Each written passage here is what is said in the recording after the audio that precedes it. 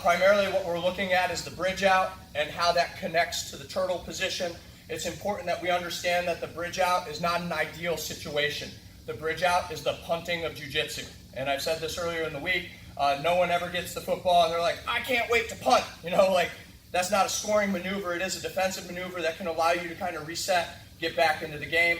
And so we need to look at when to bridge out and then what we connect that with. Mr. Mike, can I use you, sir, for a second? One of the main things that I see, head towards the timer, on your back, please, on your back. One of the things that I see when people bridge out is typically they wait too long. They wait until here. When the chest is touching, it's not bridge out time. That time has already gone past. It is as they're cutting through that you realize that you didn't have your grips, you didn't have your guard set up, that you need to bridge out then. Have you been here for this? You're on top again.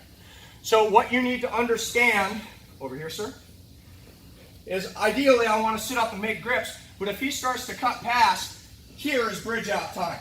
Not after they've cut the corner, turned, and put their chest on me. So as he starts to turn in, I'm going to start to bridge out, and you see that I've lifted my knees, my booty went towards the air, and my shoulder is high. As he comes in to hug the hips, that's when I'm going to open that leg and go all the way back to a guard position.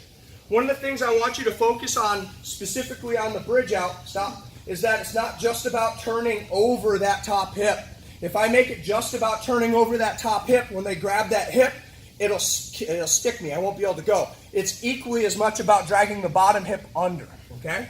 So I'm here. He shreds, he cuts through. I miss that grips. I bridge. He comes to hug that hip, and I open and come back into guard. Please make sure that you don't axe kick your partner in the face while practicing this. Can you see this? All right, again, he cuts. Don't elbow your partner. Booty is nice and high. Knees are on the floor. He's starting to hug. Open that leg, come back into guard.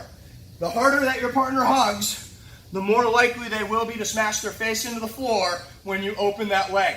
So be careful how hard you hug. You want to be realistic, you want to give a good feed, but I don't want you to smash your face in the floor over and over again. Make sense? Don't axe kick your partner in the face. Don't elbow your partner as you're bridging out, and make it as much about sucking that bottom hip under as it is about turning the top hip over during the bridge out. Make sense? Yes, sir. Let's get it. Ready? 1, 2.